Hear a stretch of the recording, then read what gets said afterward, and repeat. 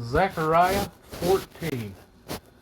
See, a day shall come for Jehovah, and your spoil shall be divided in your midst. And I shall gather all the Gentiles to battle against Jerusalem, and the city shall be taken, the houses plundered, and the women ravished. Half of the city shall go into exile, but the remnant of the people shall not be cut off from the city. And Jehovah shall go forth, and he shall fight against those Gentiles, as he fights in the day of battle. And in that day his feet shall stand upon the Mount of Olives, which faces Jerusalem on the east. And the Mount of Olives shall be split in two from east to west, a very great valley, and half of the mountain shall move toward the north, and half of it toward the south. And you shall flee to the valley of my mountain, for the valley of the mountains reaches to Atsai, and you shall flee as you fled from the earthquake in the days of Uzziah, sovereign of Yehudah. And Jehovah, my Elohim, shall come, all the set apart ones with you. And in that day it shall be, there is no light, it is dark. And it shall be one day which is known to Jehovah, neither day nor night, but at evening time there shall be light.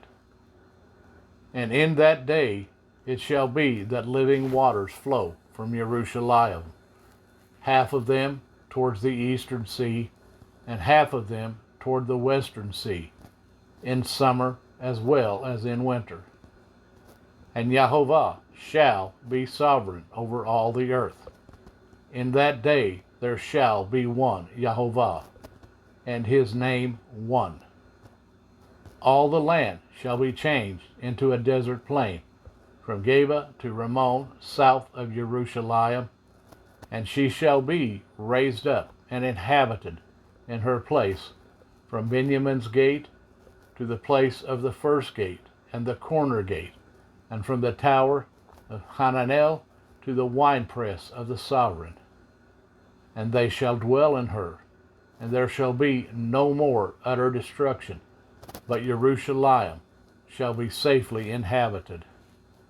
And this is the plague with which Jehovah plagues all the people who fought against Jerusalem. Their flesh shall decay while they stand on their feet, and their eyes decay in their sockets, and their tongues decay in their mouth.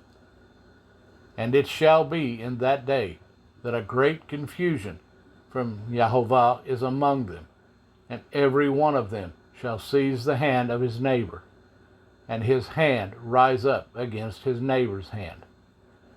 And Yehudah shall fight at Jerusalem as well, and the wealth of all the Gentiles round about shall be gathered together, gold and silver, and garments in great quantities.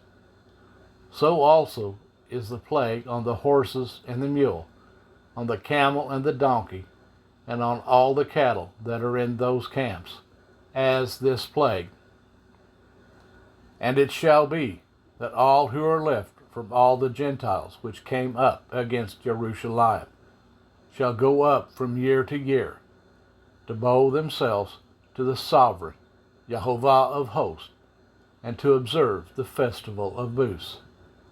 And it shall be that if any one of the clans of the earth does not come up to Jerusalem to bow themselves to the sovereign Jehovah of hosts, on them there is to be no rain.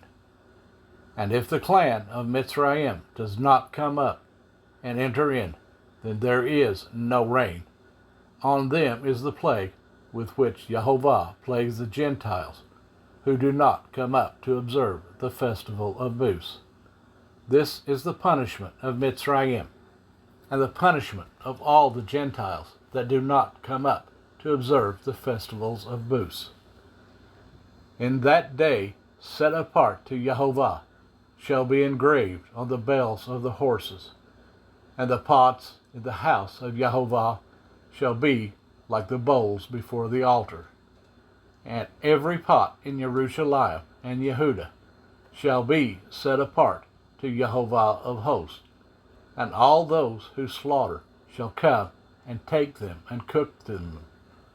And there shall be no longer a merchant in the house of Jehovah of hosts in that day.